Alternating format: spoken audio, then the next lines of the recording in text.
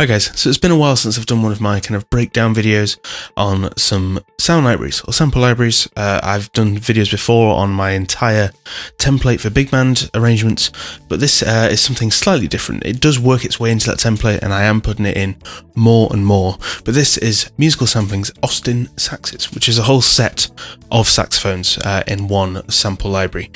What I love about these is how immediate they are. You know, the staccato, the short notes play themselves with how you're playing. The vibrato is just progressive. You don't have really any control over it. And it's the beauty of that simplicity, which when I'm arranging is so much easier to get something out quick, get something out clear, and something that works. I can then go in and put my other libraries in that I've mentioned before to tweak and just get some more detail. But as a first step for arrangements, it is perfect. And I'm just going to go through, show you some of the sounds, show you some of the features, although there aren't many, so that you can make a better decision as to whether it's for you and it's for what you need it for. So this is each and every saxophone in that library. We've got the alto, the tenor, the soprano, and the baritone, and you have different versions of each one of those saxophones. I'm going to explain that a little bit as we go through. But loaded up here is the Atelier series Austin Saxes from Musical Sampling, and this is the Alto Workhorse. Now you've got a Workhorse version and you have an Emotional version, and the difference, as far as I can tell, is the Workhorse is for much louder, kind of stronger legato lines, that sort of thing, and the Emotional has got a bit of a slower attack. It's for those kind of softer passages, and the vibrato is a little less obvious. It's just a bit softer in general. And then within that, you've also got a natural version and a tuned version. And all that's doing is tuning the upper octave of the saxophone to match the lower octave. You have a natural kind of different set of intonation between the two octaves in a real saxophone. This is just ironing those out if you wanted it to be perfectly in tune. I like to keep the natural ones. I like to keep that natural sound. I think it gives it more of a human sort of sound. But there are certain instances where you'd need a fully tuned one that every note is exactly where you need it to be. So this is the natural Alto Workhorse. We'll give it a play.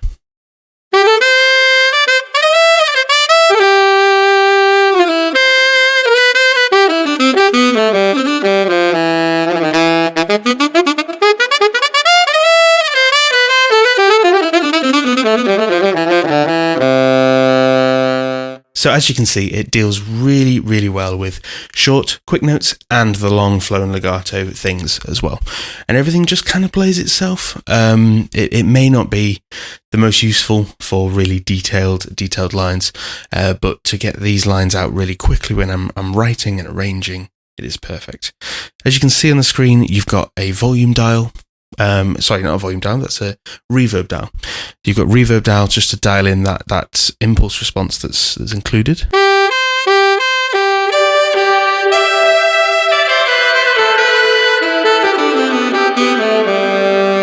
As you can hear, quite a large amount of reverb on that top end. I usually keep this around 20, 30 or so. Even going down to 0 in some places if I want a really dry sound. And that's the beauty of this. It's a really, really dry sound right out of the box if you take that reverb right down.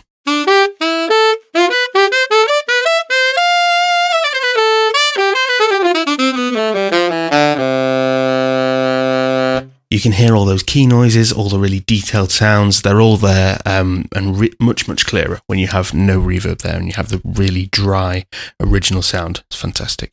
Now your CC there, that control, is for the dynamics. So if I use my mod wheel here for CC1, that's your full volume, that's your low volume.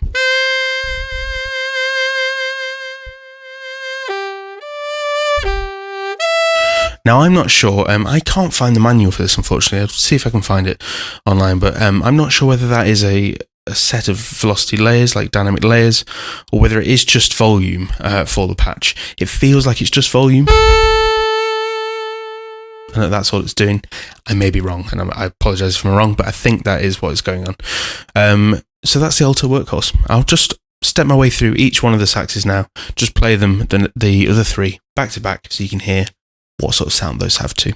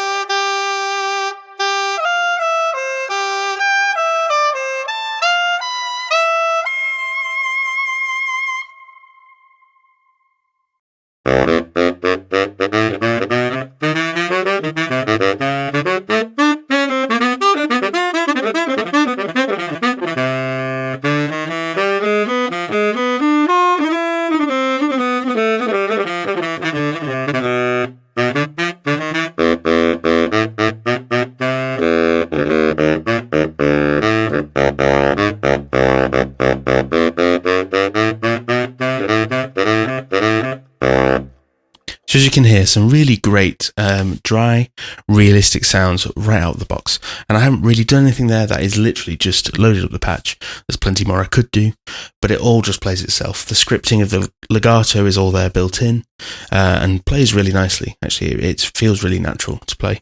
The shorter notes, they're all kind of just scripted for your shorter playing, and the vibrato is taken care of. So, as I say repeatedly, as it's not that detailed, you can't get into that detail, but there is a real detail in the sound. It's a really clear sound, and I've really been enjoying it. Just building a section up out of these to sketch stuff, to write arrangements on the fly with something that doesn't need key switches and all that stuff that kind of seems to slow down arranging occasionally.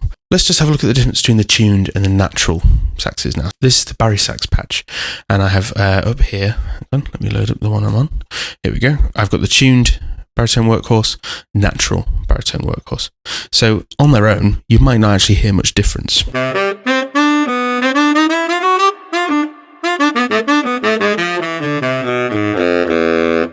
And then the natural.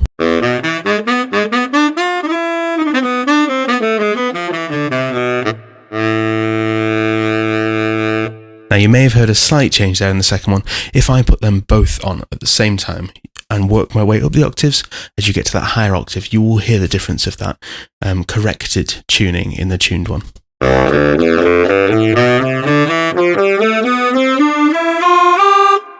As you get that phasing, as you get higher, that's the going from almost perfectly in tune in those lower octaves up to getting, slightly out by a few cents as we get into that higher octave. As I say, certain instances that can be really handy, but that old school big band vibe and horn section vibe that I'm after, natural is the way to go, I feel, anyway.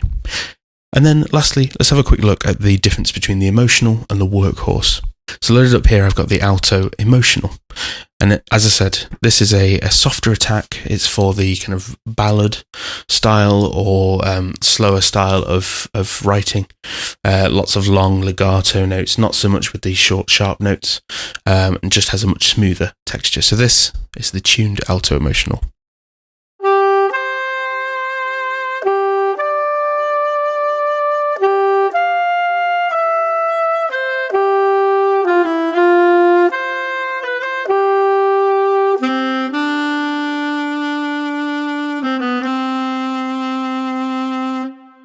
There you go. Much smoother lyrical lines work best with that. And the Workhorse, you have already heard, but by contrast, it's this much shorter, sharper sound, much quicker attack, much brighter sound.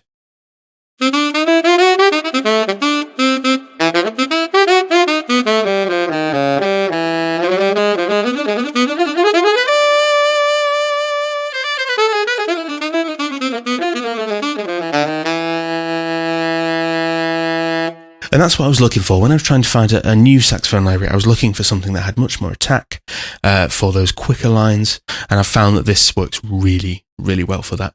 It really does the job. And I'm mixing and matching. Sometimes I'll have an alto from this library, an alto from the Swingmore library. And sometimes I'll record them, in person. But there's a whole host of options there now, and I can get the attack I want on the quicker lines, even if it's just a lead alto line, just to cut through, and it really does the trick. So I do think you should check it out if you've liked what you've heard. It's a really, really great library, and don't be put off by the simplicity. I think the simplicity is the beauty of this library, and it works so well for that category of thing. If you need that attack, but I do hope this has helped, and I'll see you next time.